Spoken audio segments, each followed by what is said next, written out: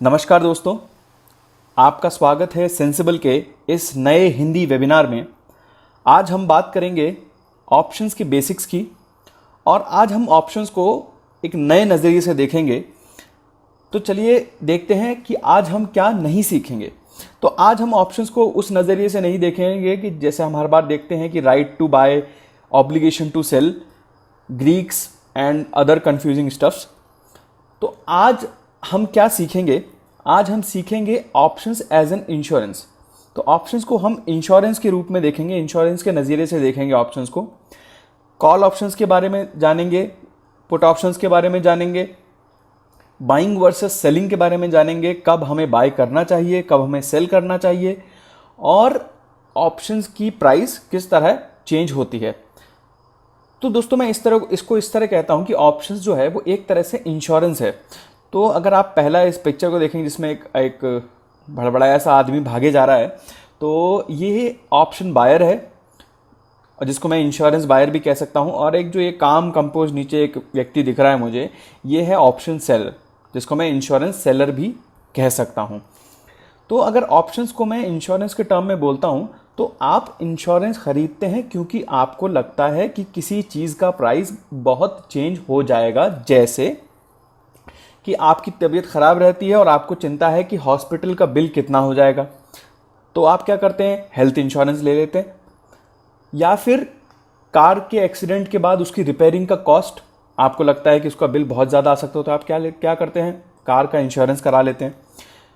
तो ये जो आप हैं, और एक इस तरह से अगर मैं एक हेल्थ इंश्योरेंस की बात करूं तो एक LIC एजेंट है। तो आप कहते हैं कि भाई मैं एक फ्रीक्वेंट स्मोकर हूं और मुझे लगता है कि मैं जब हॉस्पिटल में एडमिट होऊंगा तो मेरा काफ़ी बड़ा बिल आ सकता है। तो LIC का जो एजेंट कहता है कि तो आप हमें सिर्फ क्या करिए कि 10,000 रुपये सालाना दीजिए और हम बाकी सब कुछ देख लेंगे। तो इस तरह इस LIC एजेंट ने आपको एक इंश्योरेंस दे दिया जिसके लिए ये 10,000 रुपये आपसे चार्ज कर रहा है, जिसको हम आम भाषा में प्रीमियम कहते हैं और ऑप्शंस की भाषा में भी हम उसको प्रीमियम ही कहते हैं। तो आप LIC को बहुत छोटा अमाउंट देते हैं और बदले में LIC आपको बड़ा अमाउंट देगा अगर कुछ होता है तो। और अगर को मैं कैपिटल्स और अंडरलाइन में कहूँगा कि अगर कुछ होता है तो, और जितना ज़्यादा बिल होगा उतना ही ज़्यादा आपको पैसा मिलेगा। तो अगर मैं इंश्योरेंस बायर्स और वर्सेस इंश्योरेंस जो सेलर है उसके माइंडसेट की अगर बात करता हूँ, तो दोस्तों इससे पहले मैं इसमें जंप करूँ तो मैं आपको एक बेसिक आइडिया देता हूँ कि एक्चुअल में जिस तरह से आज हम ऑप्शंस को ट्रेड करते हैं, तो ये ऑप्शंस उस तरह से जब इंट्रोड्यूस हुआ था तो इस तरह से नहीं आया था। तो एक्चुअल में ये इंश्योरेंस के रूप में ही आया था कि सपोज आपके पास किसी एक स्टॉक का पोर्टफोलियो है, आपके पास एक पोर्टफोलियो आपने लॉन्ग किया हुआ है, आप उसके शेयर्स आपके पास हैं, और इन मीनवाइल सपोज कुछ ऐसी खबर आती है जिस वजह से उसका स्टॉक का प्राइस नीचे गिर रहा है, बट फंडामेंटली वो स्टॉक काफ़ी स्ट्रांग है। तो आप क्या करते हैं? उसके अगेंस्ट अपना जो पोर्टफोलियो है उसके अगेंस्ट आप उसकी हेजिंग करते हैं, वो ऑप्शंस के थ्रू आप कर सकते हैं। तो इस तरह से इंश्योरेंस के रूप में ऑप्शंस आया था और आज हम उसी तरह से उसको देख भी रहे हैं। तो चलिए अब जानते हैं कि इंश्योरेंस जो सेलर होता है उसका माइंडसेट क्या रहता है। अगर मैं एक LIC एजेंट की बात करूँ, LIC की बात करूँ, तो LIC के दिमाग में क्या चलेगा कि अगर वो हेल्थ इंश्योरेंस मुझे दे रहा है LIC, तो उसके दिमाग में ऐसा चलेगा कि शायद कर वो कभी हॉस्पिटल जाए ही ना, वो मतलब मैं या आप, कभी जो इंश्योरेंस ले रहा है वो जो बायर कभी हॉस्पिटल जाए ही ना, तो वो खर्चा होगा ही नहीं। और अगर वो जाता भी है पर सभी नहीं जाएंगे, सपोज आपके अलावा उसने 20 लोगों को और इंश्योरेंस बेच रखा है और उनमें से अगर एक आदमी जाता है हॉस्पिटल तो सभी तो जाएंगे नहीं, तो बाकी जो 19 लोग हैं, बाकी जो 20 लोग हैं, उनका जो प्रीमियम है वो तो उसकी जेब में जा रहा है, बाकी का जो पैसा आपके ऊपर खर्च हो रहा है वो अलग है। तो अगर मैं ज़्यादा पॉलिसी बेचता हूँ तो मैं पैसा बना लूँगा, तो ये LIC के दिमाग में चल रहा है और बहुत कम चांस है कि मुझे लॉस होगा। सीधी सी बात है, LIC कभी लॉस में तो रहती नहीं है। तो वो इतनी पॉलिसीज़ बेचती हैं कि उनमें से अगर कुछ पॉलिसीज़ अपना पैसा रिडीम भी कर लेती हैं तो भी वो प्रॉफिटेबल कंडीशन में रहती हैं। तो ये हो गया इंश्योरेंस जो सेलर है उसका माइंडसेट। अब चलते हैं बायर का माइंडसेट, यानी आप जो इंश्योरेंस बायर है, यानी कि आपका माइंडसेट क्या होगा कि आपका खुद का माइंडसेट ऐसा होगा दोस्तों कि भगवान करे कि मैं कभी हॉस्पिटल जाऊँ ना। कौन कौन चाहता है भाई कि मैंने प्रीमियम भर दिया है तो मुझे तो हॉस्पिटल जाना ही जाना है, भर्ती होना ही होना है। आप कोई भी ऐसा सोचते नहीं है, पर चांस क्यों लेना। तो इसलिए आप उस वजह से ऑप्शन आपका क्या बोलते हैं एक इंश्योरेंस बाय कर लेते हैं। और अगर कुछ गलत होता है तो पैसा बहुत लग जाएगा, एक्सीडेंट हो गया, हॉस्पिटलाइजेशन हो गया तो उसमें पैसा बहुत लग जाएगा। तो इसलिए आप चांस नहीं लेते हैं और इंश्योरेंस बाय कर लेते हैं। और दूसरी बात कि ये बहुत छोटा अमाउंट है प्रीमियम का, जिस वजह से हम जो बाइंग साइड है ऑप्शंस में भी इंश्योरेंस और इंश्योरेंस में भी जो बाइंग साइड है उसकी तरफ ज़्यादा झुकते हैं। तो चलते हैं आगे बढ़ते हैं और देखते हैं कि इंश्योरेंस बायर और इंश्योरेंस सेलर का जो रिजल्ट्स हैं, अगर मैं माइंडसेट के बाद अगर रिजल्ट्स की बात करूं तो उसका रिजल्ट्स क्या निकलते हैं। इंश्योरेंस सेलर क्या होगा, छोटे प्रॉफिट्स बनाएगा और ज़्यादातर ये प्रॉफिट बनाएगा, ठीक है। और बड़े इवेंट होने के चांसेस कम है, मतलब आपके एक्सीडेंट होने के, आपका अगर सपोज कोई किसी भी तरह का हेल्थ ख़राब होता है उसके चांस, उसके होने के, बड़े इवेंट होने के चांसेस काफ़ी कम हैं। और लंबे समय में जो इंश्योरेंस सेलर है वही फ़ायदे में रहता है, ये हम भी जानते हैं। पर अगर कुछ होता है तो इसका नुकसान भी बहुत ज़्यादा होगा, ये भी हम जानते हैं। चलिए अब देखते हैं कि इंश्योरेंस जो बायर है उसका जो माइंडसेट है उससे हमें क्या रिजल्ट्स मिलते हैं। तो पहला, इसके दिमाग में है बड़े प्रॉफिट्स, कि अगर सपोज़ कुछ भी बड़ा होता है तो मैं तो कवर्ड हूँ भाई, मेरा तो इंश्योरेंस हो रखा है, मैंने तो इंश्योरेंस बाय कर रखा है, तो बड़ा जब भी कुछ बड़ा होता है तो मैं उसमें मेरा बड़ा प्रॉफिट निकल आएगा। दूसरा, सिंस यहाँ पे बड़े इवेंट होने के चांसेस कम है तो यहाँ पे प्रॉफिट होने के भी चांसेस कम रहेंगे दोस्तों। आगे बढ़ते हैं और सिंस जैसा कि मैंने अभी आपको बताया कि बड़े इवेंट होने के चांसेस यहाँ पे कम हैं और लंबे समय में हम नुकसान में ही रहते हैं। ऐसा आप सबको पता है कि हम 20 साल तक 30 साल तक प्रीमियम भरते रहते हैं और रिडीम शायद कभी होता ही नहीं, और हम चाहते भी नहीं कि कभी ये रिडीम ऐसी कोई नौबत आए कि ये जो प्रीमियम है, ये जो मेरा जो कवर है वो मैं रिडीम करूं। पर अगर कुछ होता है तो नुकसान आपका बहुत कम होगा, आपका केवल प्रीमियम जितना नुकसान होगा, आपको बाकी कुछ इधर उधर की टेंशन लेने की ज़रूरत नहीं है। LIC जो है वो सब कुछ ध्यान रखेगा, जीवन के साथ भी और जीवन के बाद भी। चलिए अब बात करते हैं स्टॉक मार्केट के टर्म में कि कॉल ऑप्शंस क्या होते हैं। तो हम यहाँ पर जब भी मार्केट की बात करेंगे तो यहाँ पे हम बात करेंगे कॉल ऑप्शंस और पुट ऑप्शंस की। मतलब दो तरीके के ऑप्शंस हैं दोस्तों। पहला है कॉल ऑप्शंस। तो देखते हैं कॉल ऑप्शंस में अगर स्टॉक का प्राइस बढ़ता है, यानी स्टॉक का प्राइस अगर ऊपर जाता है तो ऑप्शन का प्राइस भी ऊपर जाएगा और ऑप्शन बायर जो है वो पैसा कमाएगा, जैसा कि आप यहाँ देख रहे हैं, मस्ती से नाच रहे हैं। तो अगर मैं SBI कॉल ऑप्शन की बात करता हूँ, यहाँ पे मैं सीधा सीधा एक एग्जांपल लेता हूँ। तो अगर SBI 300 से ऊपर, अभी मैं अगर सपोज मान लेता हूँ कि SBI का जो स्टॉक प्राइस है वो 300 है और 300 से वो जैसे जैसे एक एक रुपये ऊपर जाता रहता है और वैसे वैसे आपको एक एक रुपया मिलता जाता है। तो सिंपल अगर मैं आप इस टेबल में देखेंगे तो 300 से जैसे 301 पे गया तो आपको 1 रुपया मिला, ऑप्शन सेलर को 1 रुपये का नुकसान। जब 2 पे गया तो 2 का फ़ायदा, यहाँ 2 का नुकसान। वैसे ही यहाँ पे जब 360 पे गया तो 60 रुपये का आपको फ़ायदा है और ऑप्शन सेलर को 60 रुपये का नुकसान है। तो अब अगर मैं बात करता हूँ, अब यहाँ पे अगर ऑप्शन सेलर अगर ढंग से इस चीज़ को सोचेगा तो वो ये सोचेगा अगर मैं किसी को, अगर मैं इंश्योरेंस दे रहा हूँ इस चीज़ की, मैं अगर किसी को ये कह रहा हूँ कि मैं आपके जो आपका स्टॉक है उसके प्राइस को अगर मैं इंश्योर कर रहा हूँ तो मुझे प्रीमियम भी तो मिलना चाहिए। तो वो मुझसे कहेगा कि मैं आपसे कहेगा कि मैं तुम्हें इंश्योरेंस तो दे रहा हूँ तो तुम मुझे प्रीमियम भी दो। तो आप थोड़े से उदास हो जाते हो, बोलते ठीक है चलिए आपको मैं 10 रुपये का इसमें प्रीमियम दे देता हूँ। तो ये जो है वो प्रोटेक्शन मनी है दोस्तों, जो कि सेलर बायर से ले रहा है, और ये जो डील की शुरुआत में ही ले लिया जाता है। तो अब अगर मैं प्रॉफिट और लॉस के स्टेटमेंट्स को देखता हूं, तो आप जो है यहाँ पर बहुत खुश हैं, क्योंकि एसबीआई अगर 360 पर पहुंच जाता है तो आपको 60 रुपए का प्रॉफिट होगा, जिसमें से आपने 10 रुपए तो मुझे यहाँ पर प्रीमियम में दे दिए। तो टोटल प्रॉफिट आपका कितना हो गया, 60 माइनस 10 यानी 50 रुपए।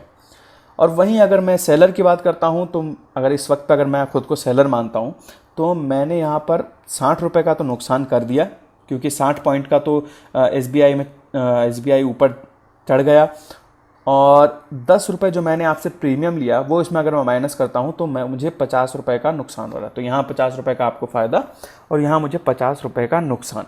तो ये ज़ीरो सम गेम इसे हम कहते हैं दोस्तों, जितना आपको फ़ायदा होगा उतना मुझे नुकसान होगा।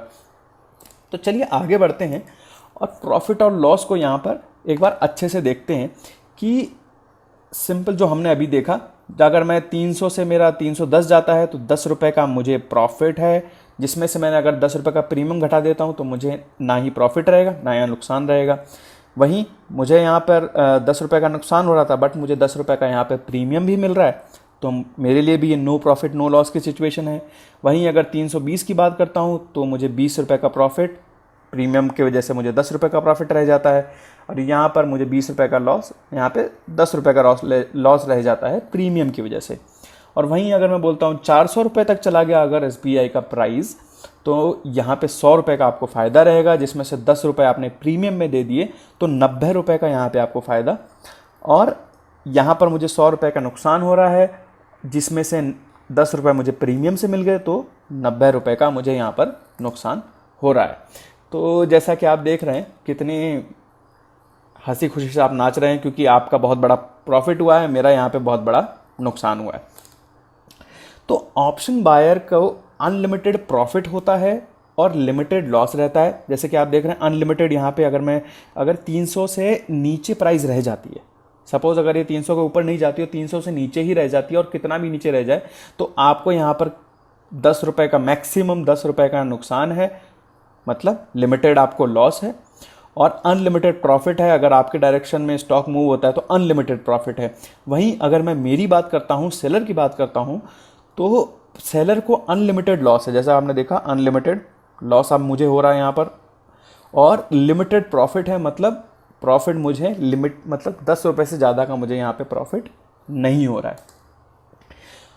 तो आगे देखते हैं कि ब्रेक इवन क्या होता है। आपने कई बार सुना होगा कि ब्रेक इवन टर्म्स आपने कई बार इधर उधर सुनी होंगी। तो ब्रेक इवन क्या होता है, जिस पॉइंट पे ना ही आपको फ़ायदा है ना ही आपको नुकसान है, आप एकदम बीच में खड़े हो, तो उस पॉइंट को मैं बोलता हूँ ब्रेक इवन पॉइंट। तो मूल रूप से अगर मैं कहूँ तो आप अपना प्रीमियम कवर कर चुके हो।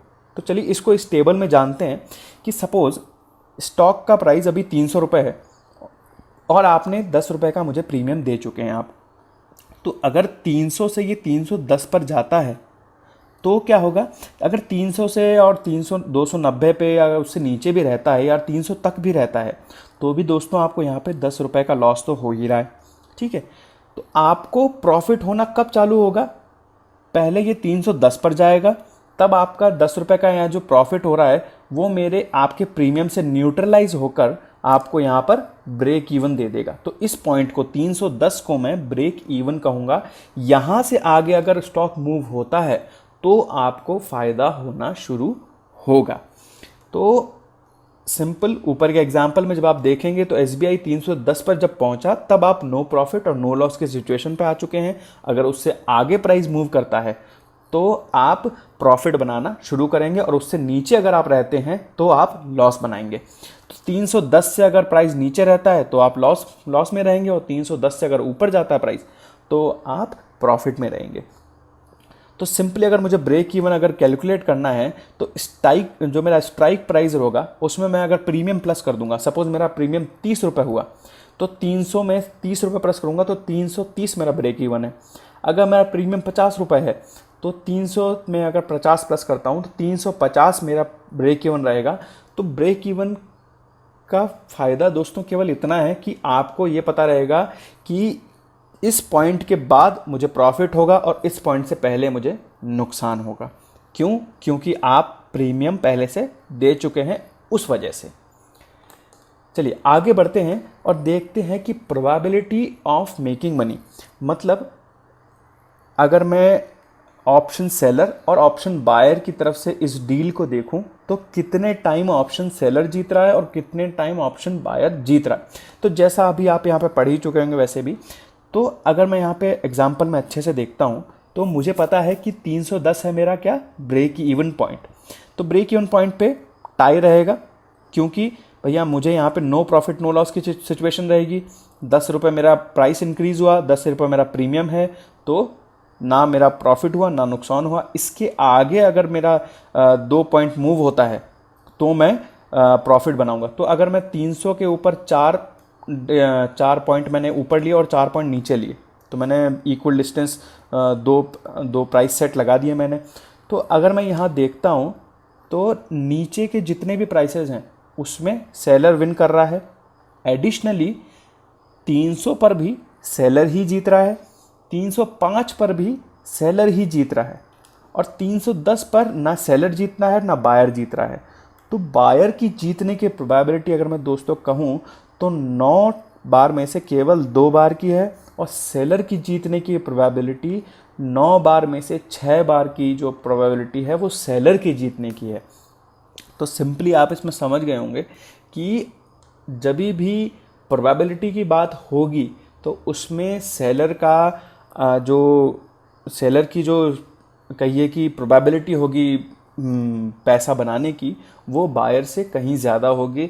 जैसा कि LIC की भी बात करी हमने, जो भी इंश्योरेंस सेल कर रही है कंपनी, LIC कह लीजिए, स्टार, कोई सी भी कंपनी जो कि इंश्योरेंस सेल कर रही है, तो उसके जीतने की प्रोबेबिलिटी जो बायर है उससे हमेशा ज़्यादा रहेगी। तो चलिए अब हम सिंपल शब्दों में देखते हैं कि कॉल ऑप्शन हमें कब खरीदना चाहिए और कब बेचना चाहिए। तो कॉल ऑप्शन आप तब खरीदें जब आपको लगता है कि स्टॉक प्राइस ऊपर जाएगा। ठीक है, सिंपल है। कॉल ऑप्शन हम जब भी लेते हैं तो हम यही सोच के लेते हैं कि स्टॉक प्राइस ऊपर जाएगा। अगर ऊपर जाता भी है तो आप पैसा नहीं बनाएंगे प्रीमियम की वजह से। तो प्रीमियम जितना ऊपर जाए और उसके बाद अगर और ऊपर जाता है तो आप पैसा बनाना शुरू करेंगे। तो आप कॉल तभी बाय करिए जब स्टॉक में काफ़ी बड़ा मूव आने की संभावना है, मतलब काफ़ी ऊपर जाएगा। अगर आपको ऐसा लगता है कि ये मतलब इट विल गो अलॉट, यानी ब्रेक इवन से ज़्यादा, तब ही आप कॉल बाय करिए। और अगर मैं इसके अपोजिट की बात करता हूं कि आप कॉल सेल कब करेंगे, तो आप सेल करेंगे जब आपको लगता है भैया ये तो ऊपर नहीं जाएगा। ठीक है, जैसा कि LIC में, इंश्योरेंस के केस में LIC को लग रहा था कि ऐसा कुछ बड़ा इवेंट तो नहीं होगा, ना आप हॉस्पिटल जाएंगे ना कुछ आप क्लेम करेंगे।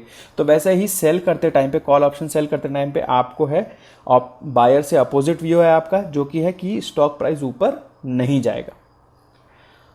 और अगर प्राइस ऊपर नहीं जाता है तो आप हमेशा पैसा बनाएंगे। बिल्कुल ठीक।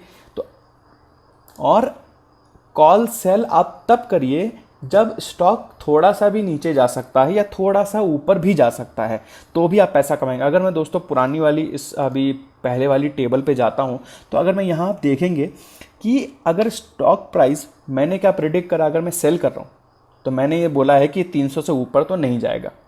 बट अगर ये 300 से थोड़ा सा ऊपर चला भी जाता है, 305 पर भी चला जाता है, तो भी यहाँ पे मुझे 5 रुपये का प्रॉफिट हो रहा है। तो मुझे थोड़ा सा गलत होने का यहाँ पे कह लीजिए मार्जिन मुझे मिल रहा है कि अगर मैं थोड़ा गलत भी साबित होता हूँ तो भी मैं पैसा बनाऊंगा, और अगर मैं सही साबित होता हूँ तो मैं पैसा बना ही रहा हूँ।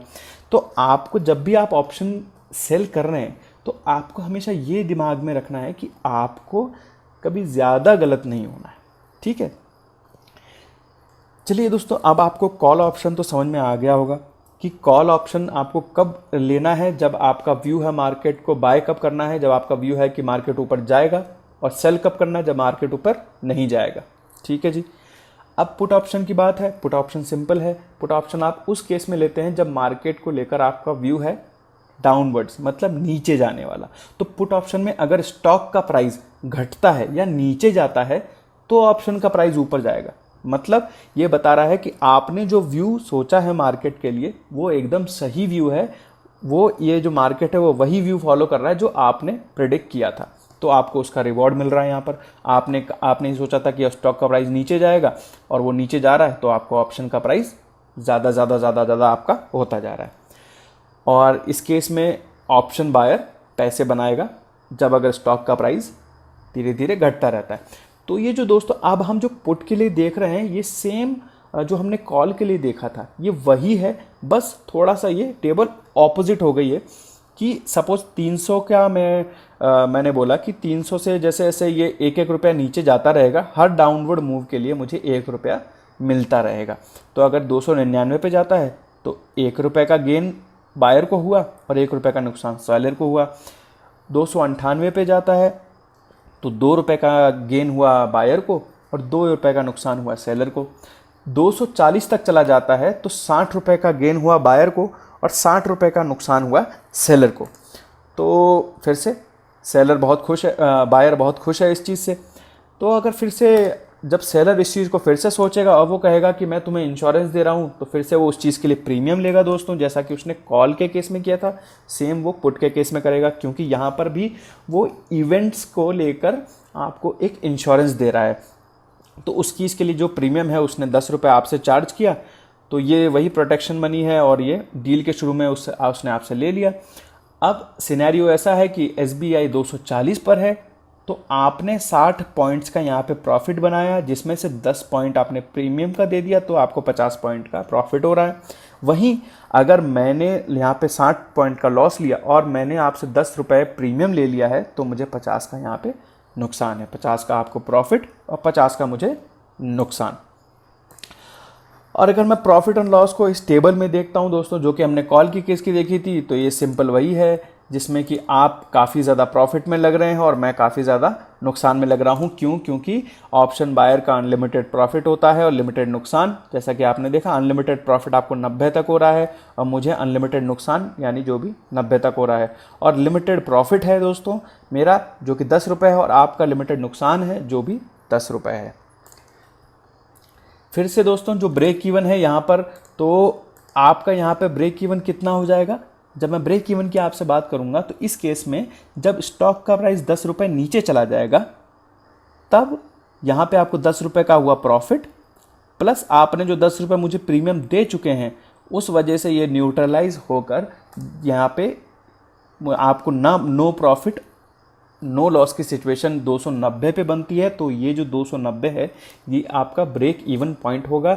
इसके ऊपर आप नुकसान में रहेंगे और इसके नीचे आप फ़ायदे में रहेंगे। जैसे अगर मैं इसमें देखता हूँ, इस वाले टेबल में 290 के ऊपर आप यहाँ पर नुकसान में हैं और 290 से नीचे आप फ़ायदे में हैं। तो और सिंपली इस केस में अगर मुझे ब्रेक इवन कैलकुलेट करना है दोस्तों, तो मुझे केवल क्या करना है, स्ट्राइक प्राइस में से जो मेरी स्ट्राइक प्राइस है, जो मैंने बोला है कि 300 से ऊपर जाएगा, 300 से नीचे जाएगा, जिस भी प्राइस की मैं बात कर रहा हूँ, जिस प्राइस को एज अ रेफरेंस ले रहा हूँ मैं, उस प्राइस से जो मैं प्रीमियम होता है वो घटा दूंगा तो मुझे ब्रेक इवन मिल जाएगा। मतलब यहाँ पे कितना प्रीमियम था? 10 रुपये था, स्ट्राइक प्राइस 300 थी, तो मैंने प्रीमियम यहाँ पे 10 रुपये घटाया तो कितना मिला मुझे? 290। मतलब ब्रेक इवन यहाँ पे 290 हुआ। अगर प्रीमियम 20 रुपये होता तो 300 में से 20 घटाता तो मुझे 280 मिलता। 50 होता तो 250 मेरा हो जाता ब्रेक इवन। तो सिंपल स्टफ है दोस्तों, इतना कुछ ज़्यादा इसको ज़्यादा हुआ बनाने की जैसे ज़रूरत नहीं है, आप इजीली इसको समझ सकते हैं। तो जैसा कि कॉल ऑप्शन में था, पुट ऑप्शन में भी सेम है। 9 में से 6 बार सेलर्स जीतते हैं और 2 बार बायर्स जीतते हैं। तो सिंपल आपको पुट ऑप्शन कब खरीदना है और कब बेचना चाहिए, तो देखते हैं कि आपको पुट ऑप्शन खरीदना है तब जब आपको लगता है कि स्टॉक प्राइस नीचे जाएगा, और स्टॉक प्राइस अगर नीचे भी जाता है तो भी आप तुरंत पैसा बनाना शुरू नहीं करते हैं प्रीमियम की वजह से। जब तक आपका ब्रेक इवन नहीं आता है तब तक आप पैसा नहीं बनाते हैं। तो पुट ऑप्शन आप तभी बाय करिए जब स्टॉक में काफ़ी ज़्यादा मूवमेंट आए, काफ़ी ज़्यादा नीचे मूवमेंट आए, डाउनवर्ड मूवमेंट आएगी, तभी आप बाय करिए। वहीं अगर मैं पुट ऑप्शन सेल करने की बात करता हूं, तो पुट ऑप्शन अगर मैं सेल कर रहा हूं तो मेरा बाइंग पुट ऑप्शन से ऑपोजिट व्यू रहेगा। तो मतलब मेरा क्या, जब इसको लगता है कि स्टॉक प्राइस नीचे जाएगा तो मुझे क्या लगता है, स्टॉक प्राइस नीचे नहीं जाएगा। अगर प्राइस नीचे नहीं जाता है तो हम हमेशा पैसा बनाएंगे। और पुट सेल हम तब भी कर सकते हैं जब मुझे लगता है कि स्टॉक प्राइस थोड़ी सी ऊपर भी जा सकती है। तो जैसा फिर से मैं आपको उसी टेबल पे लेके जाता हूँ, इस टेबल पे जो हमने देखी। तो दोस्तों अगर मैं इस टेबल को देखता हूँ तो मुझे यहाँ पे सिंपल ये पता चलता है कि मैं प्रॉफिट बनाना कब शुरू करूँगा, जब ये 290 से आगे निकल जाएगा। तो अगर मेरा व्यू है, अगर मैं पुट ऑप्शन को सेल कर रहा हूँ तो मेरा व्यू क्या है कि मार्केट नीचे नहीं जाएगा। और तो अगर 300 से मार्केट ऊपर ही रहता है, 300 या 300 से ऊपर रहता है, तो मैं सीधा सीधा 10 रुपये का फ़ायदा बना रहा हूँ। बट अगर मैं थोड़ा सा गलत भी हो जाता हूँ, मतलब मार्केट थोड़ा नीचे भी चला जाता है, क्योंकि मैंने ये कहा था कि मार्केट नीचे नहीं जाएगा, और अगर मार्केट थोड़ा सा नीचे चला भी जाता है तो भी मुझे यहाँ पे प्रॉफिट हो रहा है। तो दोस्तों ये है कि अगर फिर से मैं वही करूँगा कि सेल ऑप्शंस को सेल करते टाइम आपको बस ये ध्यान रखना है कि आपको ज़्यादा गलत नहीं साबित होना है, आपको कम से कम गलत रहना है। तो चलिए दोस्तों आगे देखते हैं कि ऑप्शंस की जो प्राइस होती है वो कैसे चेंज होती है। तो जिन ऑप्शंस के हिट होने के चांस ज़्यादा होते हैं उनका प्रीमियम भी हाई होता है। तो अगर मैं इसको ऐसे कहूँ कि जो सेलर है वो रिस्क को कॉम्पनसेट करने के लिए आपसे ज़्यादा पैसे लेता है।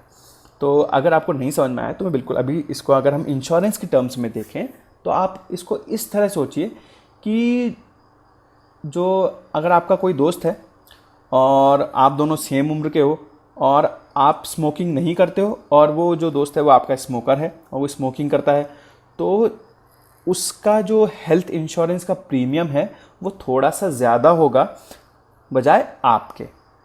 ठीक है, सेम चीज़ आती है दोस्तों जो ओल्ड एज पीपल होते हैं। अगर आप अभी हेल्थ इंश्योरेंस लेते हैं अपना तो आपको काफ़ी कम प्रीमियम देना पड़ेगा। वहीं अगर आप 10 साल बाद या 15-20 साल बाद अगर ऑप्शन वो इंश्योरेंस लेते हैं, मेडिकल इंश्योरेंस लेते हैं, तो आपका प्रीमियम भी उस टाइम पे ज़्यादा होगा। तो सिंपल सा इसमें ये कॉन्सेप्ट है दोस्तों, क्योंकि अगर कोई व्यक्ति अगर ओल्ड है, कोई बुज़ुर्ग व्यक्ति है, तो उसके बीमार होने की प्रोबेबिलिटी, उसकी बीमार होने की फ्रीक्वेंसी थोड़ी सी ज़्यादा होगी यंग आदमी से। वहीं अगर कोई व्यक्ति एकदम फिट फट फाट है तो उसके बीमार होने की प्रोबेबिलिटी उतनी कम होगी। तो इसलिए सिंस उसके बीमार होने के चांसेस कम हैं तो उसका प्रीमियम भी कम होगा, और जिसके बीमार होने के चांसेस ज़्यादा हैं उसका प्रीमियम भी ज़्यादा होगा। सिंपल, एकदम समझ में आ गया होगा। अभी लो प्रोबेबिलिटी ऑप्शंस के प्रीमियम भी लो होते हैं, जैसा कि अगर मैं इसी का ये ऑपोजिट यहाँ पे मैंने लिखा है कि अगर आपकी प्रोबेबिलिटी कम है, सपोज आपकी एज कम है और आप बीमार कम होते हो, तो आपका प्रीमियम भी क्या होगा, लो होगा। तो फैक्टर अफेक्टिंग ऑप्शन प्राइसेस, तो पहला तो है स्टॉक प्राइस, दूसरा स्ट्राइक प्राइस, तीसरा टाइम टू एक्सपायरी, और चौथा है इम्प्लाइड वॉलेटिलिटी। तो दोस्तों हम पहले तो 3 अभी इनको अच्छे से समझते हैं, शुरू के 3 को, और इम्प्लाइड वॉलेटिलिटी को बाद में हम समझेंगे, कोशिश करेंगे समझने की। तो इस वेबिनार को जितना हो सकता है उतना बेसिक रखते हैं, नहीं तो आप यहाँ से कब निकल जाएंगे पता ही नहीं चलेगा, इन भाई साहब की तरह, जैसे ये खसकते इधर जा रहे हैं धीरे धीरे धीरे धीरे और निकल लिए। तो चलिए दोस्तों जानते हैं कि स्टॉक प्राइस जो है वो ऑप्शन प्राइस को किस तरह इफ़ेक्ट करता है। तो इसके लिए हम चलते हैं हमारे सेंसिबल प्लेटफॉर्म पर, जहाँ पर ये हमने एक प्यारा सा टूल डेवलप किया है प्राइस कैलकुलेटर करके। तो इस प्राइस कैलकुलेटर की ख़ास बात क्या है कि सपोज़ अभी के आप यहाँ पे एक कोई सा भी स्टॉक अपना लिखिए। जैसे मैं अभी के लिए यहाँ पर निफ्टी लिख दे रहा हूँ, क्योंकि निफ्टी जो है वो सबके समझ में इजीली आता है। और अभी के लिए मैं 23 अप्रैल का इसका एक्सपायरी ले लेता हूँ, और जो फ्यूचर टारगेट है वो मैं इसका कुछ भी, जैसे 9500 अभी के लिए कुछ भी बोल देता हूँ। और जब मैं यहाँ पे गो बोलता हूँ तो मुझे ये यहाँ पर एक इस तरह रख देता हूँ इसको, तो मुझे यहाँ पर ये अच्छे से बताता है कि मुझे पर्टिकुलर कॉल ऑप्शन बाय करने पर या पुट ऑप्शन सेल करने पर, तो अभी के लिए मैं इसको यहाँ पर बाय के लिए कर देता हूँ, दोनों ही मैं कॉल और पुट दोनों बाय करता हूँ। तो मुझे ये बताता है कि कॉल और पुट दोनों इस वक्त पे मुझे बाय करने पर पर्टिकुलर क्या नुकसान और क्या फ़ायदा होगा।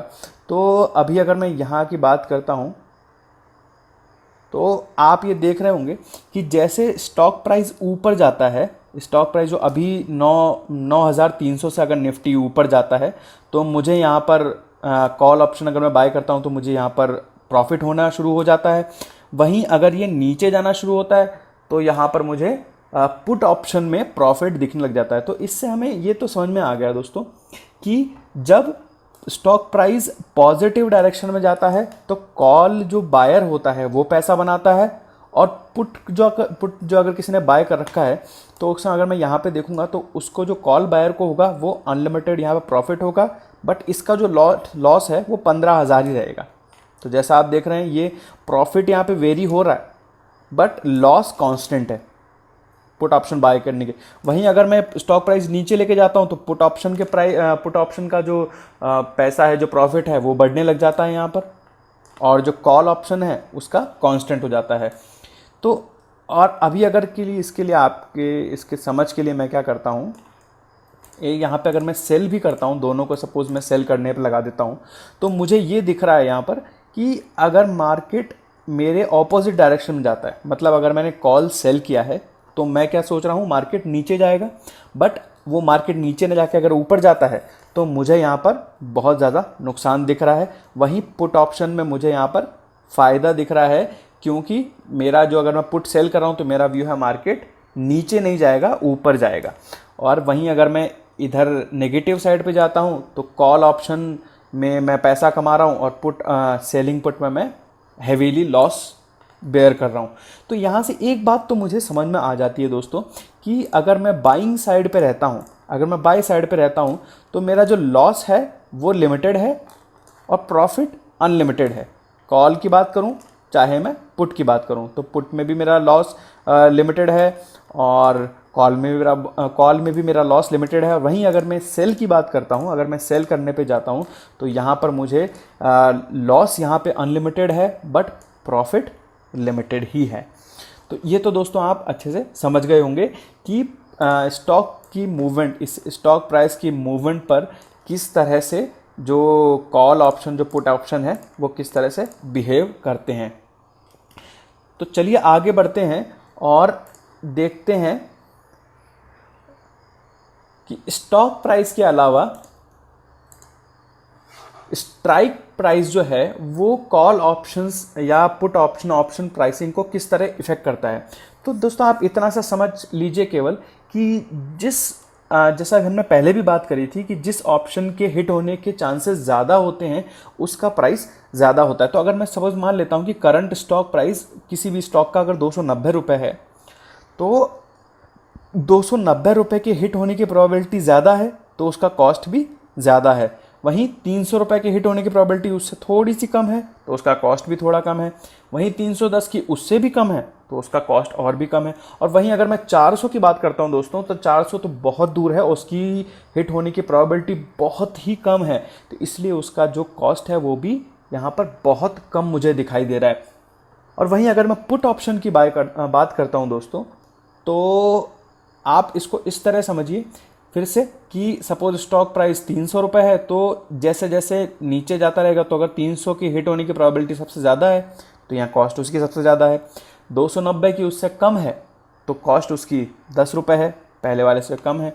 280 की और भी कम है तो कॉस्ट भी उसकी और कम है। और वहीं अगर मैं 200 की बात करता हूँ, स्टॉक प्राइस 300 से 200 पर चला गया तो वो तो होने की प्रोबेबिलिटी बहुत बहुत बहुत कम है, इसलिए उसका जो कॉस्ट है, ऑप्शन प्राइसिंग का जो कॉस्ट है वो भी बहुत ही कम है दोस्तों, 0.50 पैसा उसका कॉस्ट रहता है। तो इसको इस तरह से आप समझ लीजिए कि जो फार ऑप्शंस हैं, जो स्ट्राइक प्राइस से काफ़ी दूर रहेंगे ऑप्शंस, उनका जो हिट होने की प्रोबेबिलिटी है वो काफ़ी कम रहती है। इसलिए वो एज लाइक समझ लीजिए एक लॉटरी टिकट है जिसकी हिट होने की प्रोबेबिलिटी कम है, इसलिए उसकी प्राइसिंग भी कम है। तो चलिए इसको एक बार हम लोग क्या करते हैं जो हमारा ऑप्शन चेन है वहाँ जाके इसको कंफर्म करते हैं कि जो हम बात कर रहे हैं वो सही भी है कि वो एक्चुअल में है भी ऐसा ही कि नहीं है। तो अगर मैं ऑप्शन चेन की यहाँ पर बात करता हूँ दोस्तों, तो ये सपोज़ मेरा जो ये एटीएम कॉल है 9300 का, 9350 का। तो अगर मैं कॉल की बात करता हूँ, तो जब भी मैं कॉल ऑप्शन की बात कर रहा हूँ, तो मैं ये मेरा व्यू है कि मार्केट ऊपर जाएगा, ऊपर जाने के उस पे है। तो वहीं अगर मैं इसकी प्राइस बात करता हूँ तो ये 161 है यहाँ पर अगर आप देखेंगे इसकी प्राइस अभी कितनी है, 161 है। और वही अगर धीरे धीरे दूर जाता रहता हूँ तो दोस्तों आप नीचे देखेंगे यहाँ पर 9700 की इसकी 43 रुपीज़ रह जाती है। तो ये आप समझ गए होंगे कि जैसे जैसे मैं प्राइस से दूर जाता रहता हूँ वैसे वैसे यहाँ पर जो इसकी ऑप्शन की प्राइस है वो भी कम होती रहती है। और वहीं अगर मैं, ये तो मेरी बात हुई कॉल ऑप्शंस की, और वहीं अगर मैं पुट ऑप्शंस की तरफ जाता हूँ तो सेम यही केस मुझे यहाँ पे भी दिख रहा है कि जैसे जैसे मैं नीचे जाता जा रहा हूँ अपनी स्ट्राइक प्राइस से, इस जो स्टॉक प्राइस जो है उससे दूर जाता जा रहा हूँ, वैसे वैसे इसकी जो ऑप्शन की प्राइसेस हैं वो कम होती जा रही है। यहाँ पर मुझे 200 दिख रही है, ऊपर यहाँ पर मुझे 70 ही दिख रही है ये प्राइस, यहाँ पर मुझे ये 70 ही प्राइस दिख रही है। तो दोस्तों जैसा आपको ये समझ में आ गया कि जब भी मैं स्ट्राइक प्राइस से दूर जाता रहूँगा वैसे वैसे मेरा जो ऑप्शन का भी जो प्राइस है वो कम होता रहेगा। तो चलिए दोस्तों आगे बढ़ते हैं और देखते हैं कि टाइम टू एक्सपायरी यानी वैलिडिटी ऑफ ऑप्शंस का ऑप्शन प्राइसिंग पे क्या असर पड़ता है। तो अगर मैं इसको इस तरह कहूँ आपसे कि टाइम टू एक्सपायरी से मेरा यूँ मतलब है कि अभी किसी भी ऑप्शन के एक्सपायरी में कितना समय बाकी है। मतलब ये हो सकता है कि किसी ऑप्शन के एक्सपायरी में सपोज 3 ही दिन बाकी हैं और किसी ऑप्शंस की एक्सपायरी में मान लिया कि एक पूरा महीना बाकी है। तो उस टाइम पीरियड का, इस 3 दिन और इस 1 महीने का टाइम पीरियड का उस ऑप्शन प्राइसिंग पे क्या असर पड़ेगा। तो चलिए इसको इस एग्जांपल से समझते हैं पहले कि अगर आपने अपनी कार का इंश्योरेंस 1 साल के लिए कराया है, अभी सपोज आप अगर उसको 1 साल के लिए ले रहे हैं इंश्योरेंस, तो प्रीमियम की कॉस्ट कम होगी, बजाय अगर आप 5 साल का लेंगे तो प्रीमियम की कॉस्ट ज़्यादा होगी। ये आप सिंपली अंडरस्टैंड करते हैं ये चीज़ कि सपोज आप अगर 1 ही साल के लिए ले रहे हैं अभी, तो आपके प्रीमियम की कॉस्ट कम रहेगी, और अगर आप 5 साल के लिए ले रहे हैं तो प्रीमियम की कॉस्ट थोड़ी सी ज़्यादा होगी, क्योंकि उसमें आप लंबा टाइम पीरियड कवर कर रहे हैं। तो सपोज जितना लंबा समय रहेगा उतने चांसेस होंगे कि कुछ भी उल्टा सीधा हो सकता है। वहीं अगर समय कम रहेगा तो चांसेस कम है कुछ भी दुर्घटना घटने के। तो अगर मैं इसको इस तरह से कहूँ कि लॉन्ग टर्म सेम ऑप्शंस की अगर मैं बात करता हूँ, तो जो लॉन्ग टर्म ऑप्शंस होते हैं वो ज़्यादा कॉस्ट करते हैं, जो ज़्यादा कीमत रखते हैं। वो क्यों रखते हैं दोस्तों कीमत? क्योंकि जितना ज़्यादा समय होगा एक्सपायरी में उतने ज़्यादा चांसेस होंगे जो स्टॉक है उसके प्राइस के फ्लक्चुएट होने के। अगर आपसे मैं ये पूछूं कि एक स्टॉक प्राइस में 100 पॉइंट का मूव आना है, तो आपको मैं अगर 2 ऑप्शन दूं कि वो 3 दिन में आएगा कि 30 दिन में आएगा, तो आप बेझिझक होके 30 दिन आराम से चूज़ कर लेंगे। 3 दिन के ऊपर बोलेंगे कि 3 दिन में तो आना बहुत मुश्किल है, बट 30 दिन में फिर भी चांसेस हैं कि वो आ सकता है 100 पॉइंट का मूव। तो वहीं अगर चांसेस ज़्यादा हैं उसमें, और हमने हमेशा पढ़ा है अभी तक हमने ये हमेशा पढ़ा है कि जिस भी ऑप्शन के हिट होने के चांसेस ज़्यादा होते हैं उसका प्रीमियम भी ज़्यादा होता है। तो सिंस लॉन्ग टर्म वाले ऑप्शंस में वो 100 पॉइंट के हिट होने के चांसेस ज़्यादा हैं, तो उसका जो कॉस्ट क्या होगा दोस्तों, ज़्यादा होगा जो शॉर्ट टर्म ऑप्शन है उससे।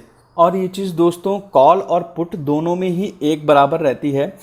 दोनों में ही जो प्राइसिंग होता है वो उतना ही बढ़ता है, क्योंकि चाहे कॉल हो चाहे पुट हो, दोनों ही लॉन्गर टर्म अगर बात करी जाए तो उसमें दोनों की ऑप्शन जो कॉस्ट है वो बढ़ेगी। ओके, तो चलिए दोस्तों इसे हम ऑप्शन चेन में जाके कंफर्म करते हैं। तो अगर मैं अभी रिसेंट एक्सपायरी लेता हूँ और मैं लेता हूँ 9400 की, अगर मैं रेट की बात करता हूँ, तो कॉल ऑप्शन 138 और 223 यहाँ पे मुझे दिखाई दे रहा है।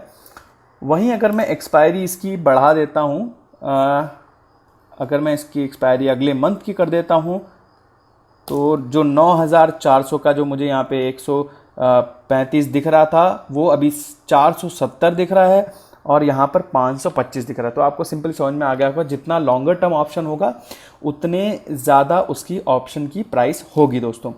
तो चलिए अब आगे बढ़ते हैं टाइम वैल्यू डीके।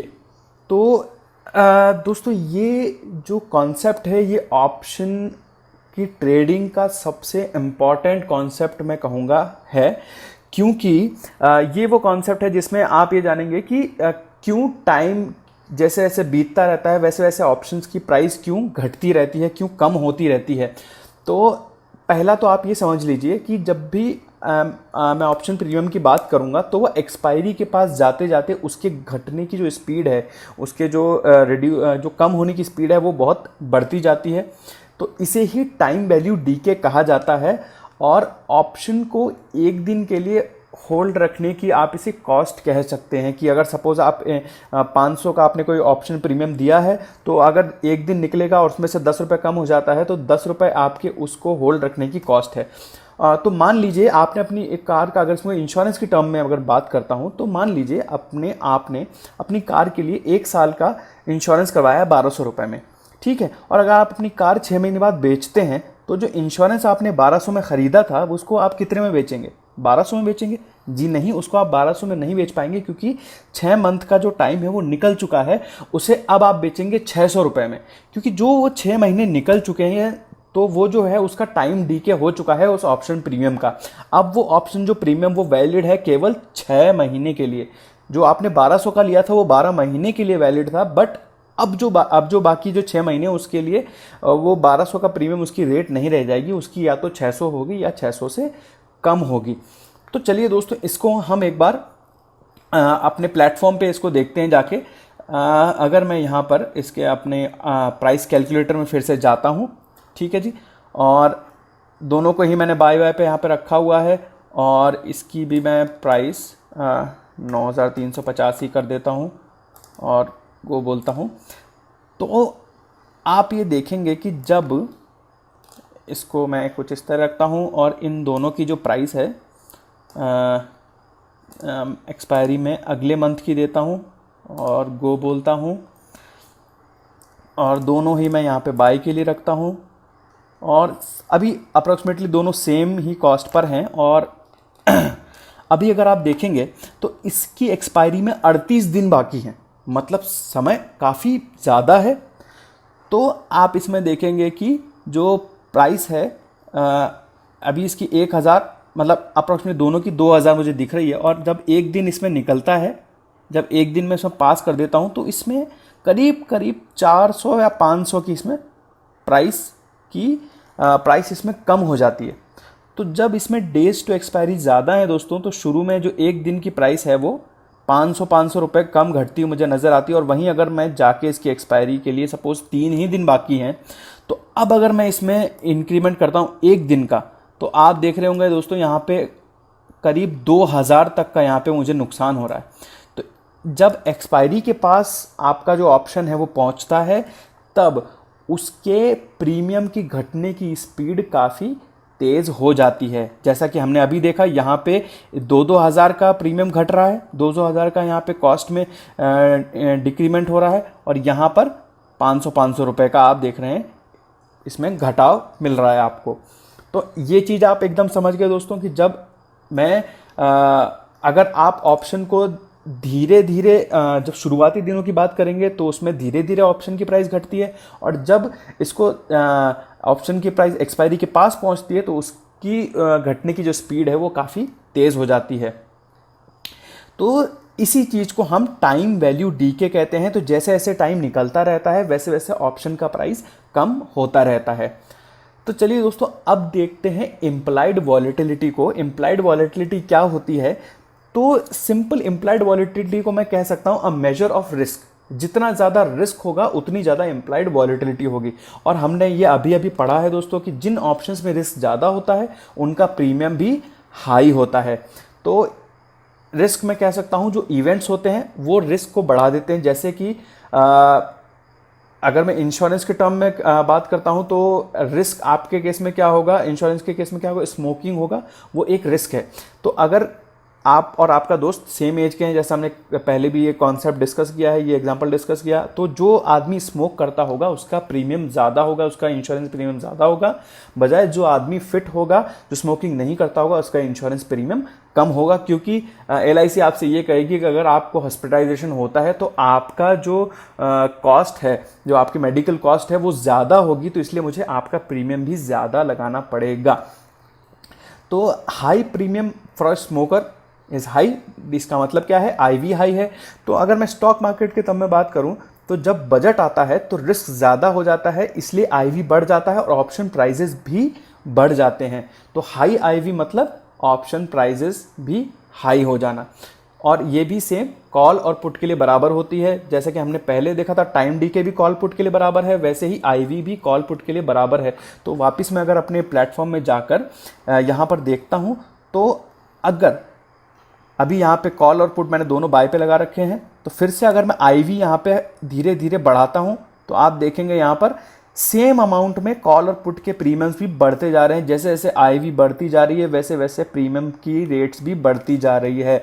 जैसे इससे पहले टाइम की बात करता हूँ, टाइम की वजह से रेट घटती जा रही थी, बट IV की वजह से जैसे जैसे IV बढ़ती है वैसे वैसे रेट बढ़ रही हैं, और जैसे ही IV घटना शुरू होती है वैसी वैसी रेट भी घटती जाती हैं, नीचे नीचे और गिरती जाती हैं। तो दोस्तों अब तक जो भी आपने ऑप्शंस के बारे में सीखा, हम काफ़ी कुछ वैसे सीख चुके हैं ऑप्शंस के बारे में, जैसे इम्प्लाइड वॉलेटिलिटी, टाइम का effect, strike price, stock price का इफेक्ट। तो अब आपके पास एक ब्रीफ आइडिया है कि ऑप्शंस की प्राइसिंग किस तरह होती है और हमें ऑप्शन ट्रेडिंग किस तरह करनी चाहिए। बट मैं ये चाहूँगा कि आप एज अ ट्रेडर, अगर आप मार्केट में ट्रेड करते हैं तो आपके लिए ये सब सोचना कि आपको पर्टिकुलर मार्केट व्यू के लिए क्या करना चाहिए, कॉल बाय करना है, पुट सेल करना है, या पुट बाय करना है, या कॉल सेल करना है, तो ये सब आप अगर हम पे छोड़ दें, हमारे प्लेटफॉर्म पे छोड़ दें, तो वो कितना बेहतर हो जाएगा कि केवल आपको ये बताना है कि मार्केट व्यू क्या होगा, आपका मार्केट व्यू क्या है, और हम आपको बताएंगे कि उस पर्टिकुलर व्यू के लिए आप क्या स्ट्रैटेजी यूज़ कर सकते हैं। तो चलिए दोस्तों जानते हैं इसके बारे में। तो पहला इसका फ्री फीचर है जो है इजी ऑप्शन दोस्तों। तो इसमें केवल आपको Nifty, bank Nifty, US dollar में आपको केवल हमें ये बताना है कि भाई निफ्टी ऊपर जाएगा, और अगर ऊपर जाता है तो कितना मूव आएगा, स्मॉल, एवरेज या बिग मूव आएगा। आप केवल इसमें ये देख सकते हैं कि भाई आपको हर एक स्ट्रैटेजी के लिए कितना लॉस हो रहा है, मैक्सिमम लॉस कितना हो रहा है, मैक्सिमम प्रॉफिट कितना हो रहा है। यहाँ पर न्यूट्रल स्ट्रैटेजी के लिए आप फिर से देख सकते हैं कि मैक्सिमम प्रॉफिट कितना है, मैक्सिमम लॉस कितना है। हर एक स्मॉल रेंज, वाइड रेंज और वेरी स्मॉल रेंज न्यूट्रल के लिए यहाँ पे आप देख सकते हैं कि कितना आपको प्रॉफिट हो रहा है, कितना लॉस हो रहा है। डाउन के लिए आप देख सकते हैं, बैंक निफ्टी के लिए आप देख सकते हैं। और आपको अगर कोई भी किसी भी तरह की ट्रेड अगर आपको पसंद आती है तो सिंपल आप इस ट्रेड पे क्लिक करिए और वो ट्रेड आपकी एग्जीक्यूट हो जाएगी। दोस्तों मैं ये चाहूँगा, क्योंकि अगर आप ही इतना सब सोचेंगे कि भाई किस तरह आपको करना है, मुझे क्या ट्रेड करना चाहिए, क्या नहीं करना चाहिए, तो उसमें कुछ खास मुझे लगता नहीं मज़ा है। आपको केवल हमें इतना बताना है कि आपको क्या ट्रेड करना है, आपका क्या व्यू है मार्केट को लेकर। आप अपना फोकस लगाइए मार्केट व्यू जानने में, बाकी जो ट्रेडिंग स्ट्रैटेजीज़ है वो हम पे छोड़ दीजिए कि किस पर्टिकुलर व्यू के लिए क्या स्ट्रैटेजी आपको यूज़ करनी है। तो वहीं अगर मैं आपको लेके चलता हूँ एक और स्ट्रैटेजी की तरफ, ये है स्ट्रैटेजी विजार्ड। तो दोस्तों इसमें केवल आप किसी भी स्टॉक का अपना नाम दीजिए यहाँ पर, और अपना व्यू बताइए कि ये ऊपर नहीं जाएगा या ऊपर जाएगा, या नीचे नहीं जाएगा 9,500 के, और कौन सी एक्सपायरी तक के लिए आप बात कर रहे हैं। और जब आप इसमें गो बोलेंगे तो आप के सामने हम जितनी जो भी पॉसिबल स्ट्रैटेजीज़ हैं दोस्तों वो लाके रख देंगे। बस केवल आपको ये चूज़ करना है अपने प्रॉफिट, ब्रेक इवन और कितना रिक्वायर्ड कैपिटल है उसको देखकर कि आपको कौन सा ट्रेड लेना है। तो केवल आपको फोकस करना है अपने मार्केट व्यू पर। स्ट्रैटेजी क्या होगी वो हम पे छोड़ दीजिए, हम आपको बताएंगे कि आपको किस स्ट्रैटेजी से आगे मूव करना है।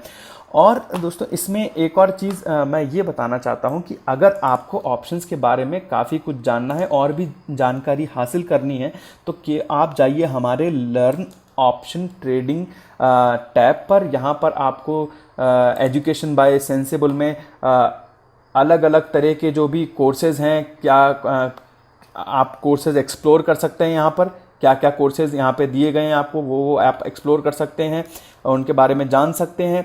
दूसरा, आप अगर स्ट्रैटेजीज़ के बारे में जानना चाहते हैं तो फिर से आप जो अलग अलग तरह की स्ट्रैटेजीज़ हैं इनके बारे में आप पढ़ना चाहते हैं, जानना चाहते हैं, तो किसी भी तरह की स्ट्रैटेजी आपको अगर पुट स्प्रेड को देखना है तो पुट स्प्रेड को आप कब करना चाहिए, आपको उसके प्रोज क्या हैं, कॉन्स क्या हैं, वो सब कुछ आप यहाँ पर देख सकते हैं ईजिली। तो और अगर आपको एक्स्ट्रा रीडिंग मटेरियल चाहिए दोस्तों तो आप राइट ट्रेडिंग करके जाइए। यहाँ पे अलग अलग तरह के जो टॉपिक्स हैं उन पे आपको अच्छा रीडिंग मटेरियल मिलेगा। तो दोस्तों इसी के साथ हम यूँ कहिए कि हमारे वेबिनार के अंत पे आ चुके हैं। तो और अगर आपको इसी तरह का एजुकेशनल कंटेंट सीखना है, इसी के साथ मैं सागर कुमार आपसे अलविदा लेता हूं। इस वेबिनार में मिलेंगे किसी दूसरे वेबिनार में, सीखेंगे कुछ नया। तब तक के लिए आपका दिन शुभ हो। नमस्कार।